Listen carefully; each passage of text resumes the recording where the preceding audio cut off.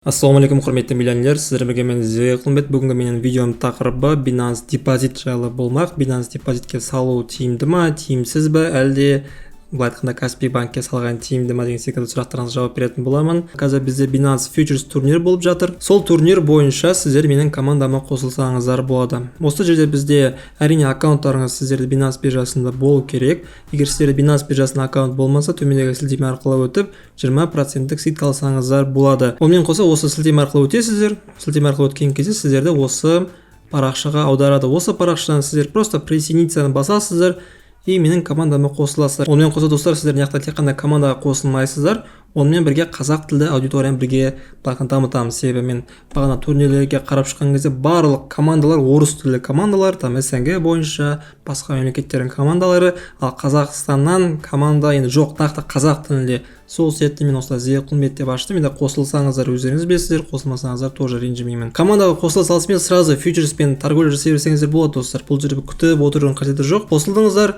егер сіздер бұрыннан фьючерспен айналысып жүрсеңіздер, онда командаға қосылып бірге сауда жасасаңыздар болады. Барлығымыздың бұл соңында командалық розыгрыштар бөлінеді, тағы да басқа розыгрыштар болатын болады. Міне сіздерге қысқаша ақпарат беріп өттім. Сол себепті видеоға лайк басамыз, подписка жасаймыз, ал біз бастаймыз.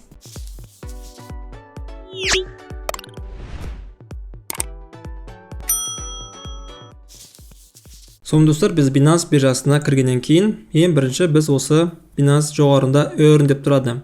Осы earn үстінен қоямыз, бізде астында меню ашылады. Осы менюдің астынан біз депозит дегенге таңдаймыз. Үстінен басамын. Сонымен достар, біз міне осы парақшаға аударды. Осы парақшаға кірген кезде бізде астында депозиты с плавающей ставкой бар, депозит с фиксированной ставкой деген бар, және акция, автоинвестирование деген бар. Біз оған назар аудармаймыз. Бізде ең басты плавающий немесе фиксированный. Әрине достар, плавающий деген жерде бізде процент тұрақсыз болып табылады. Міне көріп отырсаңыздар, қазір бізде мына BUSD 10% болатын болса, мысалы бүгін салдыңызда, ертеңгісін бұл процент 5%, келесі күні бұл процент 0,01% болып қалады. Сол себепті бұл жерде бір стабильный табыс жоқ, процент өзгеріп отырады. Соған байланысты бұл жерде особо қатты бір тиімсіз болып табылады плавающийге. Маған келетін болсақ, мен әрқашан фиксированныйға саламын. Сол себепті бұл жерде фиксированныйда сіздер есептеу ыңғайлы. Енді біз қазір фиксированныйға кіретін боламыз. Міне депозит с фиксированной ставкой.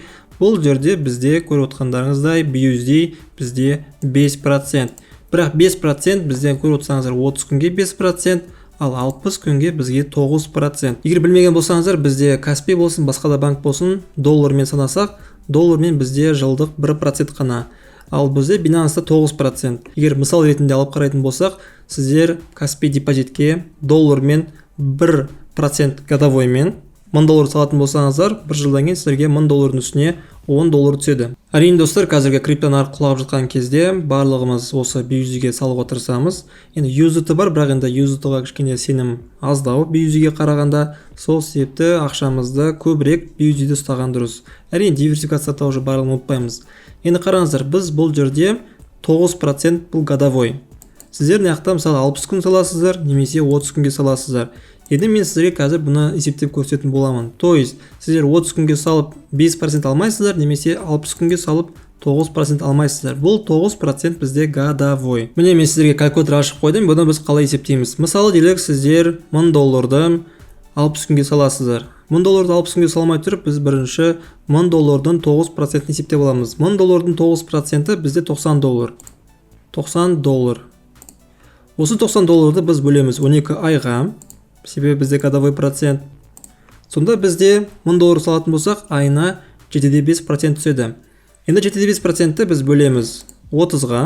Бір айда 30 күн бар. Сонда біз күніне $0,25 аламыз. Енді біз осыны, мысалы 60 күнге салатын болсақ, 9%-пен осы $0,25-ды көбейтеміз. Так, на көбейту ма?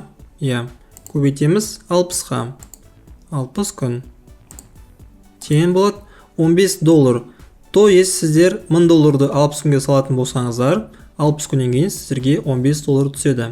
Егер сіздер әрине бұл жерде 60 күн емес 30 күнге салам десеңіздер, бізде 30 күнде процент 5%, оны тоже есептеу өте оңай. Бізде 5%, $1000-дың 5% бұл, қазір өшіріп тастайын. Бізде $1000-дың 5% бұл $50. $50 бөлеміз 12 айға. Так, бөлу 12. тең болады бізде 4,1 доллар ай сайын. Осыны тағы да бөлеміз 30-ға. Сонда бізде күніне 0,13 доллар болады. Осыны көбейтеміз 30-ға.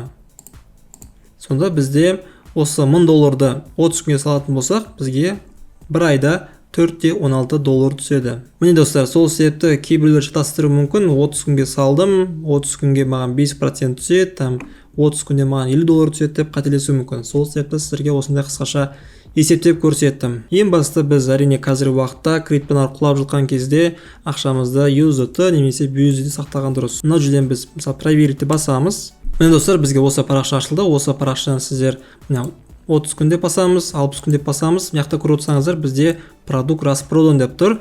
Бұл дегеніміз қазір уақытта бізде 60 күнге салатын болса сала алмаймыз. То есть барлығы сатып алды. Себебі бізден де басқа адамдар бар. Солар осыны продуктлерін барлығын сатып алды. Қазір уақытта бұл жабық болып тұр. Сол себепті бұны кейде аңдып отыру керек. Өзі тосып ашылған кезде сразу ақшамызды салып 30 күнге немесе 60 күнге блокировка салып қоямыз.